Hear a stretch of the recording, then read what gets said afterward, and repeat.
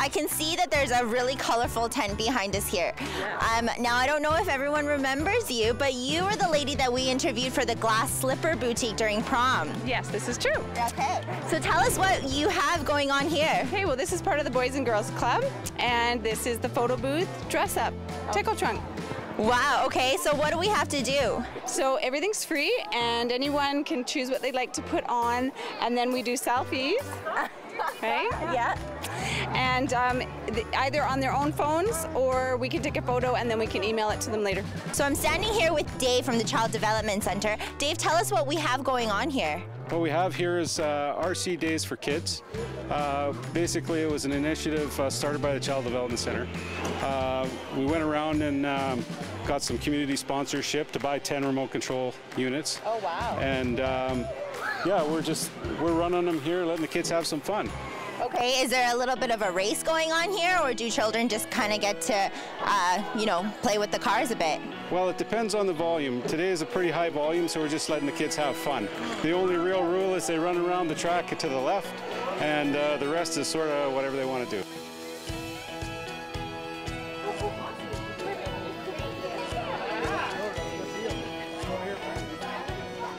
So I'm standing out here with Amanda from 4-H. She's one of the ambassadors here.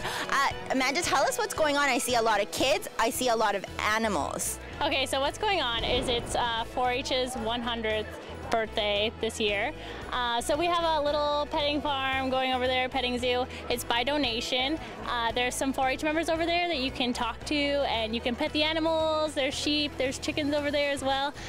Over here is an information booth. I'm telling everyone about what 4-H is about, that it's a youth development program and what we're geared towards and things like that as well. So I'm standing here with Ashley, who's also a member of the 4-H. Ashley, tell us what animals you have here. I have chickens. So that is a rooster, and those 3 are hens. This is Dee Dee, and I've raised her from a little chick, and she was the only one that hatched out of 10 eggs. 10 eggs? Yeah, she's a really lucky hen, and she does have a little bit of a crooked beak here. So yeah, she has sometimes problems eating with grain and stuff, so I have to feed her big groups of stuff. Yeah. And how old is she now? Because you said you had her since she was a little chick. She's 1 year old. It's quite big for a 1-year-old. Yeah. How big do they grow then? This is a full-grown Banty. Yeah. You can put him down now.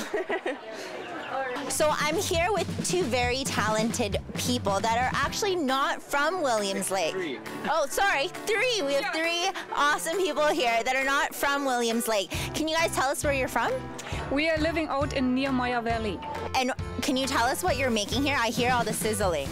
So this is a crepe, and in the front you can choose your toppings. You can have some Nutella, you can have caramel, lemon, you can have all kinds of different fruit on it, and a little bit of whipping cream, and then we fold them together, and then you have it as in a little pouch. Well, it's a good dough. It's made from good ingredients, and what I said, vanilla. This gives you the smell. This is what attracts the people. Yeah, and then well, the toppings in there we're gonna put from strawberries, raspberries, banana, Nutella, butterscotch, and on top probably whipping cream, honey, and lots of things. Do you guys make the dough yourselves? We make the dough ourselves. Yeah. Oh wow. So it's all homemade. So the secret is vanilla then? Yeah. How long have you guys been doing this for? We started last year.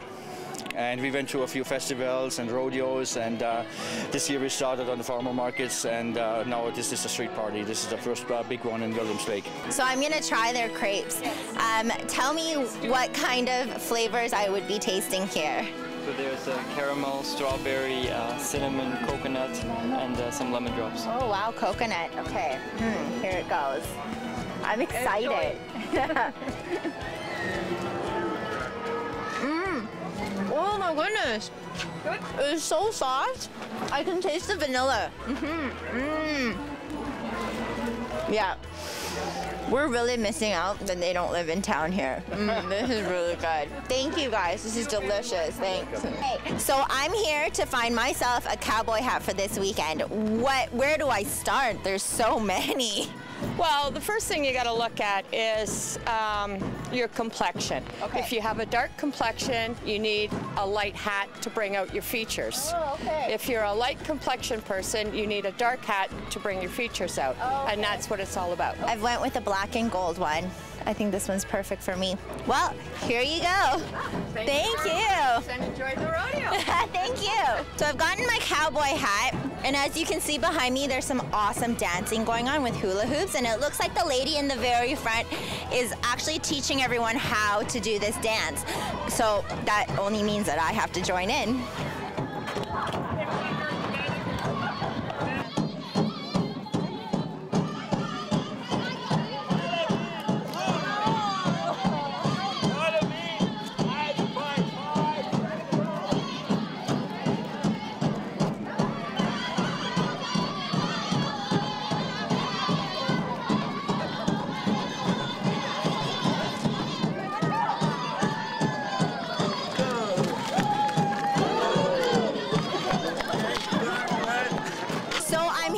One of the organizers of this entire street party here today. Tell us, how long did this take to organize? Well, we actually pulled it together in a matter of probably 3 or 4 weeks. Normally, we would take a lot more time. Like, I'd like to be taking forecasting in December for the summertime kind of thing. That didn't happen this year, but we pulled it together in a short time period, and I think we did a pretty good job. Okay. Now, today we joined this circle with First Nations dancers here, and some drummers as well. Can you tell us what this was all about? So Francis Johnson has been doing the hoop dance for probably 60 some odd years, and he just wanted to come and teach a few of us the friendship dance to get a few other people out there and involved. And it's considered a sacred dance, honoring the 4 corners, the 4 elements, the 4 colors. Yeah, so he kind of came and shared that with us, and we didn't do too bad with 1 day of practice. I saw that there was a huge, just a street full of kids events. So we went to the 4-H petting zoo, but we also saw a lot of vendors from other cities here.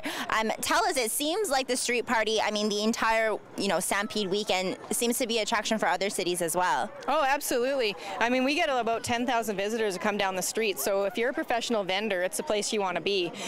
We're trying to get more buy-in from our local merchants. In order to come out onto the street, and if you're not a professional vendor, it's a lot of work. And I think that the businesses that did come out on the street, they did well, and hopefully they'll tell the other businesses, and next year we'll have more and more of our actual merchant participation. One of the challenges we have is that if you're a local, a lot of us leave town on Stampede weekend because we've been here for the past 88 years celebrating Stampede. But I think a lot of us, as we start to have children and stuff, we return to the streets and we're wanting to be a part of what's happening. So there was a lot of families out.